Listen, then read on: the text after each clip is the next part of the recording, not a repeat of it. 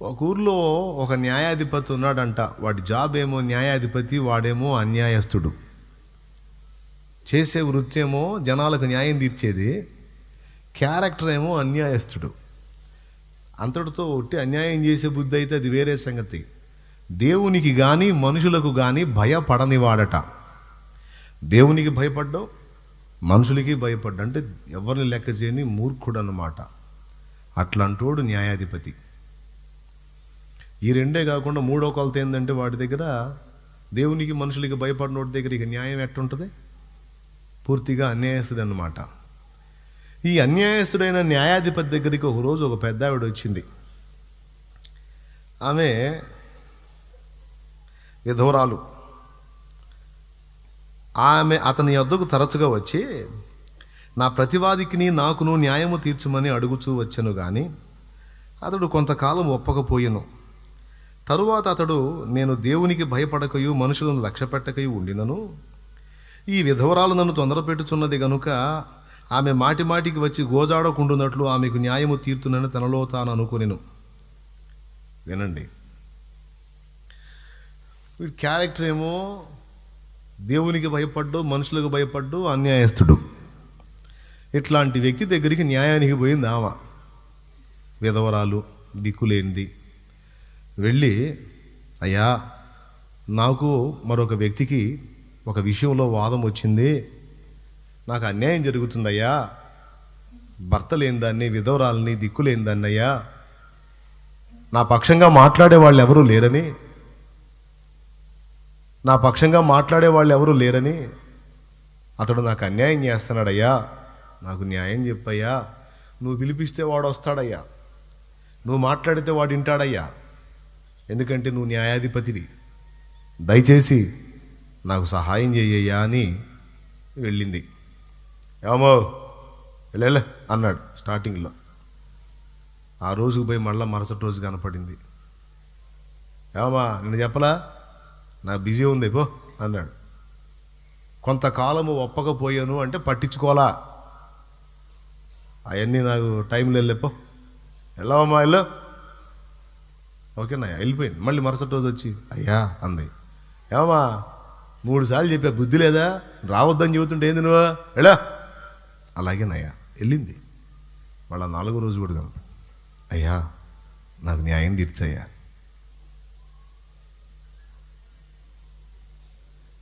నీకేమన్నా మెంట్లా, ఏంటి నువ్వు, ఎలా, సరేనయ్యా, పోయింది. మళ్ళా మరుసటి రోజు వచ్చింది. ఎన్నిసార్లు అని చెబుతాడు వాడు మాత్రం. ఇప్పుడు భిక్షగాళ్ళు ఉంటారు అక్కడక్కడ, లేదమ్మా ఇల్లు అంటే, అయ్యా అయ్యా అయ్యా అయ్యా, లేదమ్మా ఉంటే ఏనా, లేదు ఇల్లు, అయ్యా అయ్యా అయ్యా అయ్యా అయ్యా అయ్యా,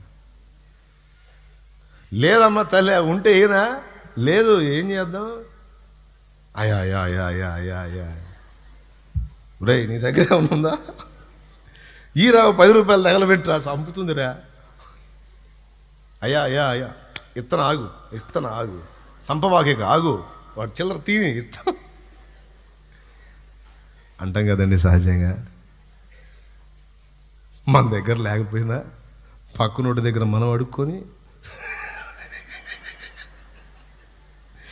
ఆమె ఆ కారు బయట ఉండి, ఆ సెంటర్లో ఉండి, ఆ బయట ఉండి ఆమె అడుగుతుంటే, ఆమె బయట ఉండి ముష్టెత్తుంటే కారులో చిల్లర లేక మన పక్కోడి దగ్గర ముష్టెత్తు,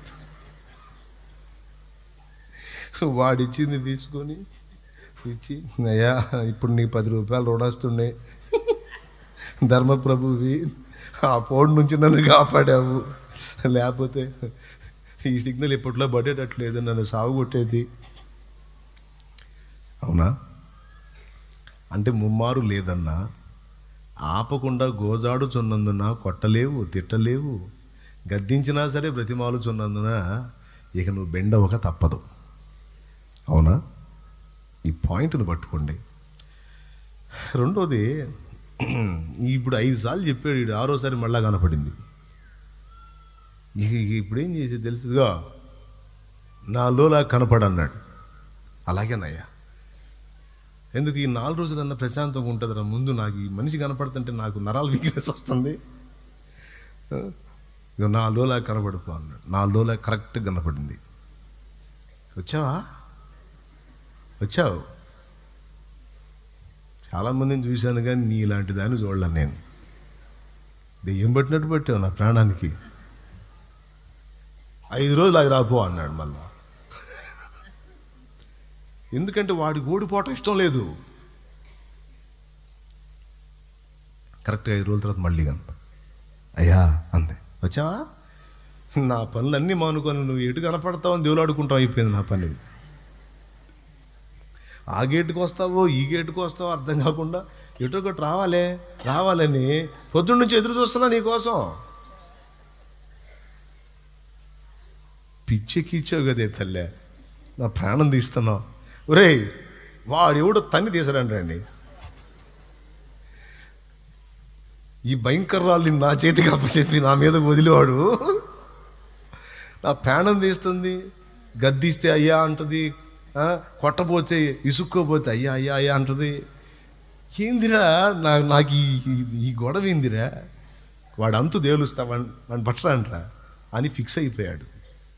ఈ మాట నేను చెప్పలా, యేసయ్యే అన్యాయస్థుడైన న్యాయాధిపతి.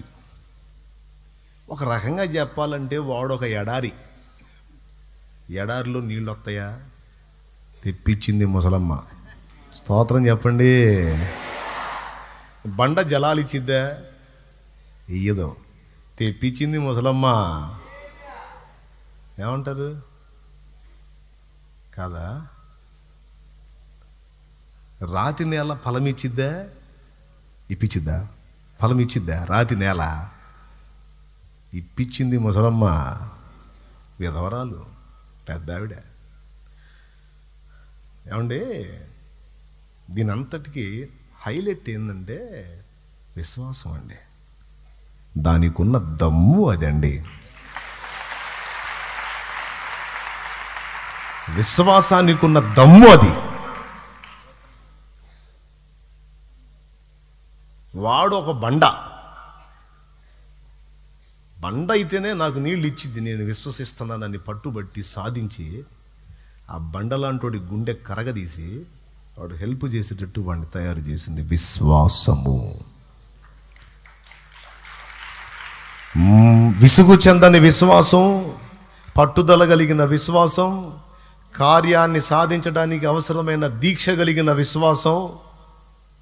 దాని గురించే మాట్లాడాడు. ఏమంటాడంటే, ఆమె దెబ్బకి అన్యాయస్తుడే, వాడు అసలే అన్యాయస్తుడు, ఎవరికి భయపడినోడు, అట్టంటోడే బెండయ్యి ఆ కఠిన హృదయుడే ఆమెకు న్యాయము తీర్చబోనుకుంటే మీ పరలోకపు తండ్రి ఎంత న్యాయవంతుడు, ఎంత నీతిమంతుడు, ఎంత ప్రేమ గలవాడు, ఎంత దయగలవాడు, ఎంత కృపగలవాడు, ఎంత జాలి గలవాడు, ఎన్ని తెలిసినవాడు, ఎంత బలవంతుడు.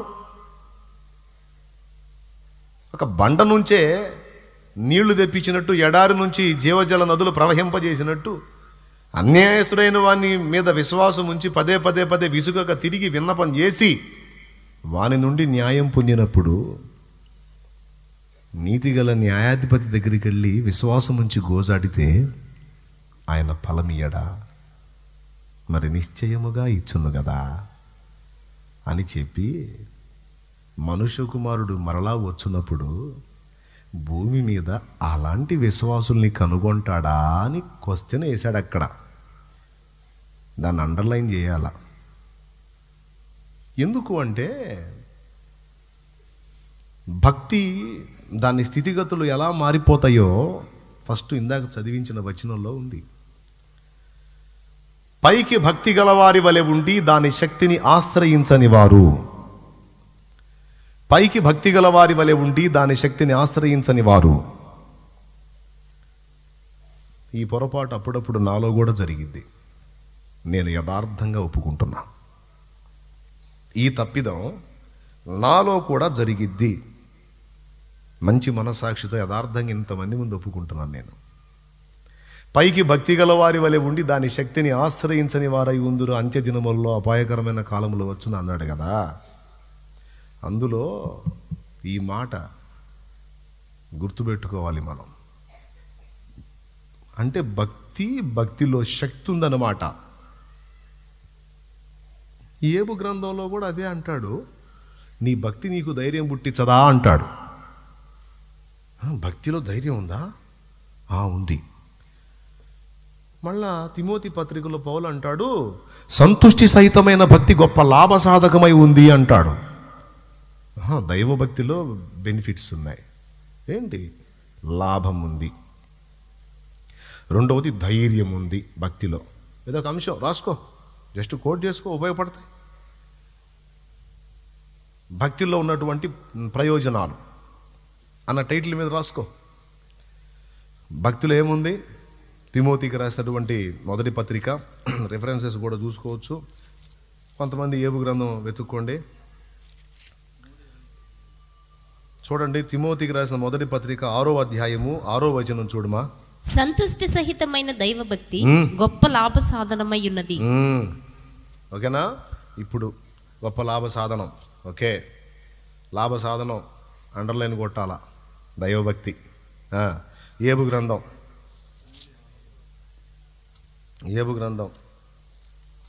కనపడిందా నాయన? 4వ అధ్యాయం 6వ వచనం. 3:25లో ఏది వచ్చునని నేను బహుగా భయపడుతున్నా, అదే నాకు సంభవించిందని ఉంటుంది. అబ్బాయి 4వ అధ్యాయము 6వ వచనం. నీ భక్తి నీకు ధైర్యము పుట్టించదా? ఎలీఫజ్ గారు అంటున్నాడు, అంటే భక్తిలో ధైర్యం ఉందన్నమాట. రాసుకో. తిమోతికి రాసిన మొదటి పత్రిక 4వ అధ్యాయము 8వ వచనం కూడా చూడు తల్లి. 7-8 వచనాలు చూడు. అపవిత్రములైన ముసలమ్మ ముచ్చట్లను విసర్జించి దేవభక్తి విషయములో నీకు నీవే సాధకము చేసుకొనుము. చూడండి ఉంది. అపవిత్రములైన ముసలమ్మ ముచ్చట్లను విసర్జించి దేవభక్తి విషయములో నీకు నీవే సాధకము చేసుకొనుము. శరీర సంబంధమైన సాధకము కొంచెము మట్టుకే ప్రయోజనకరమవును గాని దైవభక్తి ఎప్పటి జీవం విషయంలోనూ రాబో జీవం విషయంలోనూ వాగ్దానముతో కూడినదైనందున అది అన్ని విషయములలో ప్రయోజనకరము అన్నాడు. ఏమయ్యా? ఇప్పుడు చెప్పండి, భక్తిలో ఏముంది? లాభం ఉంది. భక్తిలో ఏముంది? శక్తి అంటారు, ధైర్యం ఉంది. రైట్. భక్తి, దైవభక్తి అన్ని విషయములలో ప్రయోజనకరం. ఇప్పుడు తిమోతికి రాసిన 2వ పత్రిక 3వ అధ్యాయము 5 చదవండి. అక్కడ శక్తి అంటాడు, అది రిఫరెన్స్. పైకి భక్తి గల వారి వలె ఉండి దాని శక్తిని ఆశ్రయించని దాని శక్తిని ఆశ్రయించని వారునై ఉందురు. ఇట్టి వారికి విముఖుడవై ఉండు నాయన అన్నాడు. వాళ్ళతో నువ్వు ఏకీభవించొద్దు. భక్తి చేయటం కాదురా, దాని శక్తిని నువ్వు అనుభవించాలి, లోకానికి కూడా చూపించాలి రయ్యా అంటాడు. అది అది అది అది అది కొరింథీ పత్రికలో అంటాడు, నేను వచ్చి వారి మాటలను కాదు వారి శక్తినే తెలుసుకుందును. దేవుని రాజ్యము మాటలతో కాదు శక్తితో ఉందన్నాడు. శక్తి ఉత్పన్నం కావాలంటే భక్తి కావాలి. దేవునికి స్తోత్రం.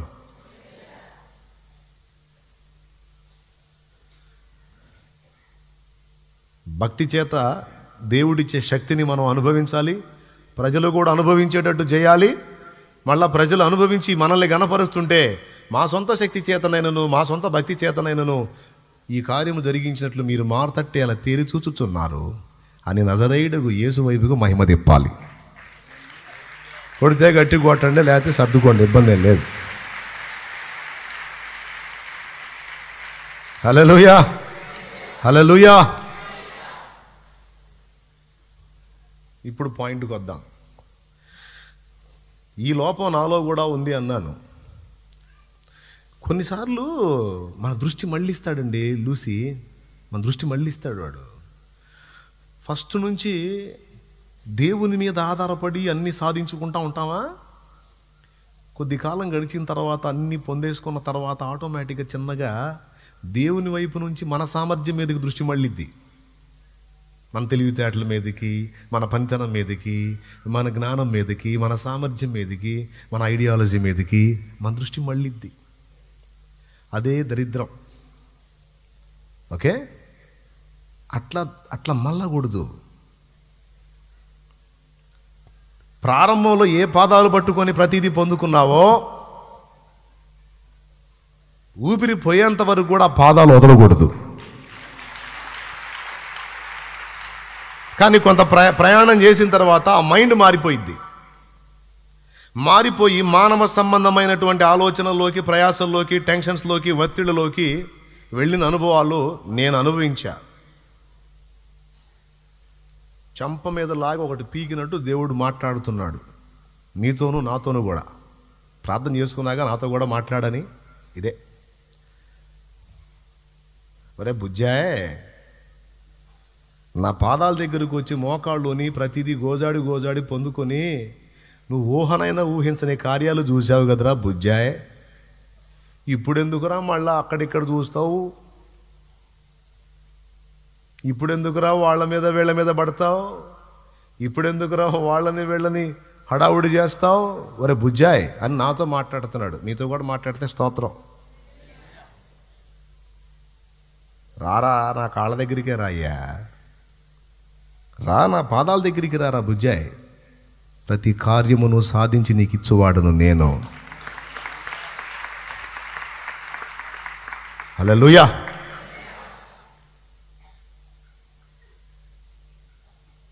విత్తనం నాటుతాడు రైతు. ఫలం అతని చేతుల్లో ఉందా, నా చేతుల్లో ఉందా? ఒక తెగులు పంపిస్తే అబ్బాయి ఎన్ని ఎరువులు వేసినా బుసే, ఎన్ని మందులు కొట్టి పిచ్చికారీ చేసినా బుసే, ఏం చేతికి రా. అంటే వ్యవసాయదారుడు విత్తనం విత్తితే పంట చేతికి వచ్చేది దేవుని దయ. కష్టపడి చదివినవాడు ఒక అద్భుతమైన ఉద్యోగాన్ని సాధించాడంటే దేవుడు పెట్టిన భిక్ష. లేకపోతే గొప్ప చదువులు చదివిన వాళ్ళు చిత్తుకాయతాలు ఏరుకుంటున్న వాళ్ళు చాలామంది తెలుసు నాకు. పెద్ద చదువు చదివారు, పాత సంచి తీసుకొని రోడ్డెంబడి చిత్తుకాయతాలు ఏరుకుంటూ ఉన్నారు, కాగితాలు ఏరుతూ ఉన్నారు. ఎందుకు ఏరుతున్నారు కాగితాలు? మైండ్ ఎఫెక్ట్ అయిపోయి. కొంతమంది గొప్ప చదువులు చదివి కూడా నిష్ప్రయోజనం అయిపోయి ఏ ఫలము లేకుండా దుఃఖపడుతున్న వాళ్ళు ఉన్నారు. ప్రియులారా, వ్యవసాయదారుడైనా, ఉద్యోగస్తుడైనా, మానవ సంబంధమైన ప్రయత్నాల్లో ప్రయాణం చేసేవాళ్ళు చాలా వరకు ఎవరైనా ఏదైనా పొందారంటే దేవుని దయ, దేవుని దానం. ఇది భక్తి జీవిత ఆరంభంలో. నేను కొంచెం బ్లంట్గా మాట్లాడుతున్నాను, మీకేం ఇబ్బంది లేదు కదా. నేను క్లాసుగా నైస్ పీస్గా మాట్లాడితే పాపం పల్లెటూరు వాళ్ళకి అర్థం కాదు, అందుకని అందరికి అర్థమయ్యేటట్టు మాట్లాడుతున్నానే. స్తోత్రం చెప్పండి.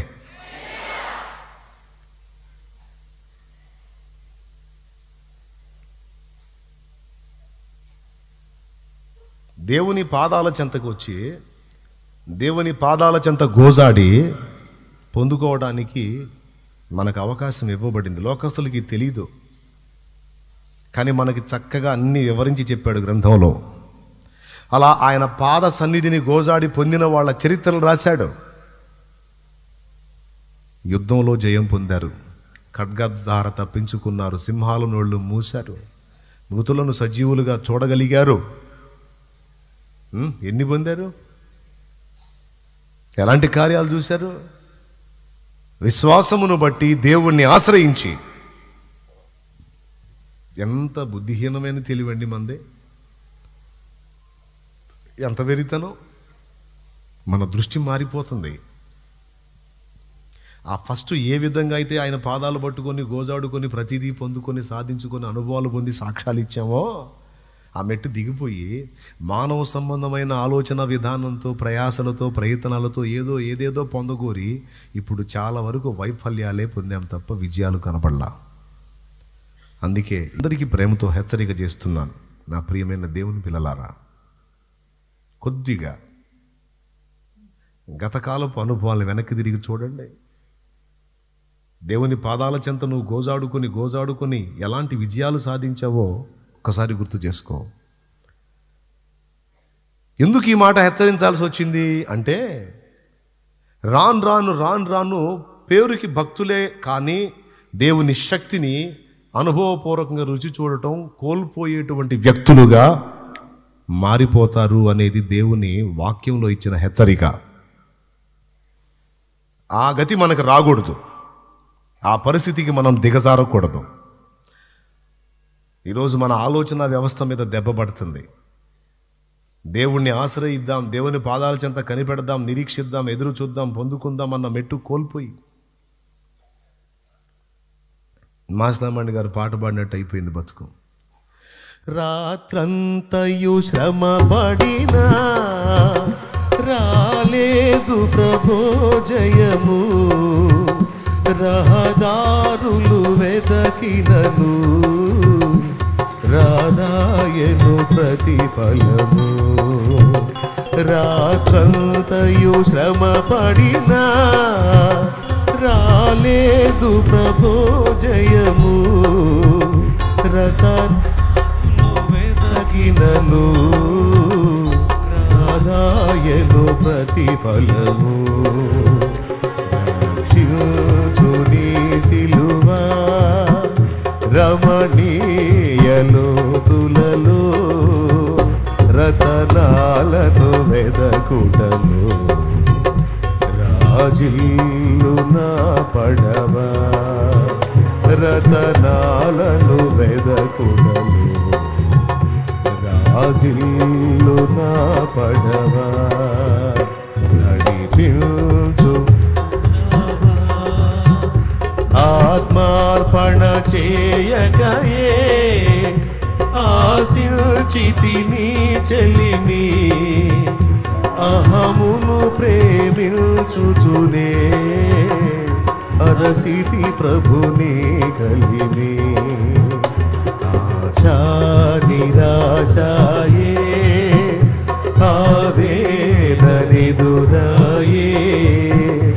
ఆధ్యాత్మిక లేమిగని అల్లాడిన వలలు, ఆధ్యాత్మిక లేమిగని అల్లాడిన వలలు.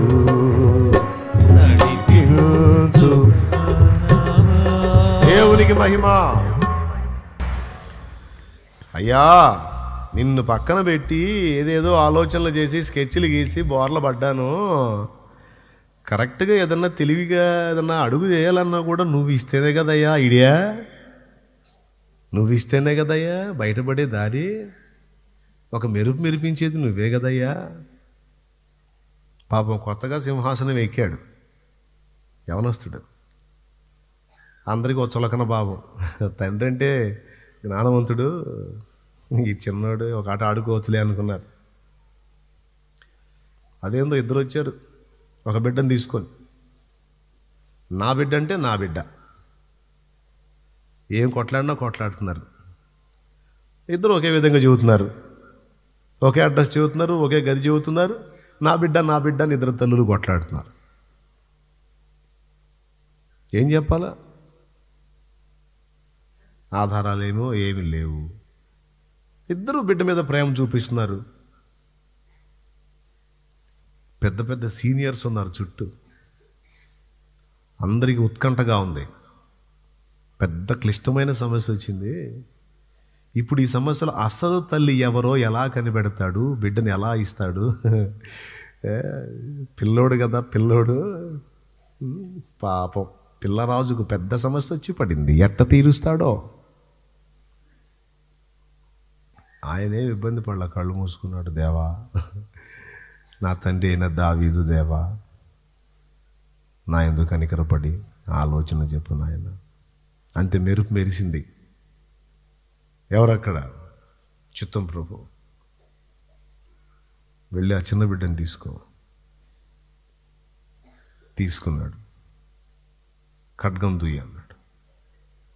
ఇద్దరిలో కన్న తల్లి ఎందుకు మహారాజా అని అడిగింది. మీరేం చింతపడొద్దు, ఇద్దరు నా బిడ్డ నా బిడ్డ అని కొట్లాడుతున్నారు కనుక 2 ముక్కలు చేసి చెరొక ముక్క ఇస్తాను, తీసుకెళ్ళండి అన్నాడు. అప్పుడు మహారాజా వద్దు వద్దు వద్దు, ఆగు మహారాజా, ఆ బిడ్డను ఆమెకే ఇచ్చేయండి, పర్వాలేదు. ఎక్కడుంటేనే నా బిడ్డ చల్లగుంటే నాకు అంతే చాలు. పోనీ, కానీ మీరు అంటున్నారు నా బిడ్డను 2 ముక్కలు చేస్తాను, చచ్చిపోతాడు. అమ్మ వద్దు, కన్న తల్లికి పేగులు దొరక్కపోయినాయి. ఆ మాట అలానే రాస్తుంది. కన్న తల్లికి పేగులు తరుగుకొని పోయినదై దుఃఖపడి ఏడ్చి నా బిడ్డనేం చేయొద్దు, ఆమెకే ఇచ్చేసేయండి, నేను వెళ్ళిపోతాను, ఆమెకే ఇచ్చేసేయండి అని పాపం కన్న తల్లి బిడ్డ దానికి అప్పచెప్పేసి 2 అడుగులు వేసింది. కనని తల్లి కఠినంగా నిలబడింది. అంతే, 2 ముక్కలు చేయాల్సిందే. అంటే ఆమె ఫీలింగ్ ఏం తెలుసా? నాకు దక్కని బిడ్డ ఆమెకు దక్కకూడదు. వెళ్తున్నామని ఆపండి, బిడ్డను ఆమెకి ఇవ్వండి, ఈ దుర్మార్గురాల్ని బంధించండి అన్నాడు.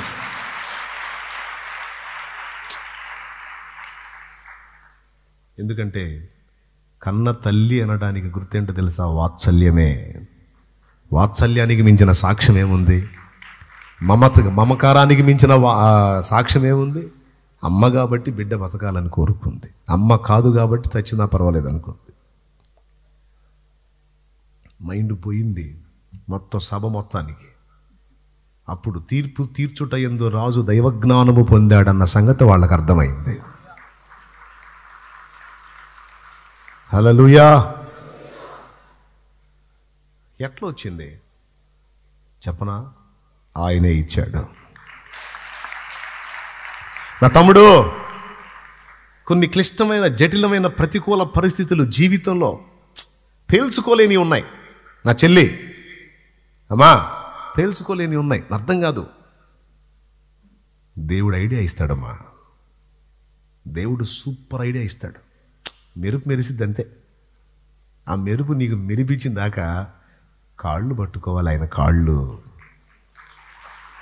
నాకు తెలివి లేదయ్యా, నా జ్ఞానం లేదయ్యా, నేను ఎలా డీల్ చేసుకోవాలో నాకు అర్థం కావట్లేదయ్యా, ఎటుపోయి పడుతున్నానో, ఏమవుతుందో, ఏ విధంగా సెట్ చేద్దామన్నా నా వల్ల కావటం లేదు.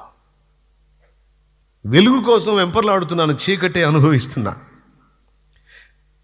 మధురమైన అనుభవాలు దొరుకుతాయేమో అని పరిగెత్తుతున్నాను, మారా అనుభవాల్లోనే ఆగిపోతున్నాను. చేదు, నా వల్ల కాదయ్యా, నాకు తెలివిని, నా కృప చూపు అని నీ అసమర్థతని ఆయన ముందు ఒప్పుకొని ఆయన సామర్థ్యాన్ని నీవు అడిగిన ఎడల నిశ్చయముగా నీవు దాన్ని పొందగలవు.